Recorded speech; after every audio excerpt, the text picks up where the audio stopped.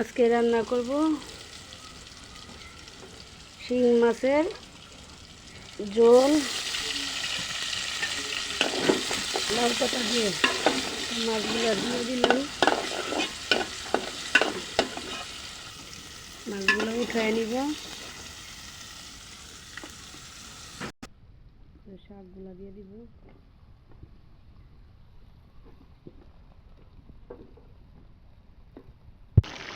এই তো হয়ে গেল আমার শিং মাছ দিয়ে লাউ পাতার ঝোল।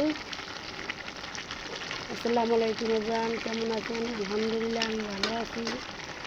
অল্পের রান্না করে বেশি বেশি করে সাপোর্ট করবেন, বেশি বেশি করে ভালোবাসা দিবেন, লাইক কমেন্ট শেয়ার করবেন। ভালোবাসা দিতে তো টাকা পয়সা লাগে না, ভালোবাসা দিবেন, একটু ভালোবাসার চেষ্টা করবেন। সবাই ভালোবাসবো, নতুনের পাশে থাকবো, নতুনকে সাপোর্ট করব। সবাই ভালোবাসা দেওয়ার চেষ্টা করবেন। অনেক আশা করে করছি, আপনাকে দোয়ায় আপনাকে ভালোবাসা আমি এগিয়ে যেতে পারি। ভালো থাকবেন। আসসালামু আলাইকুম।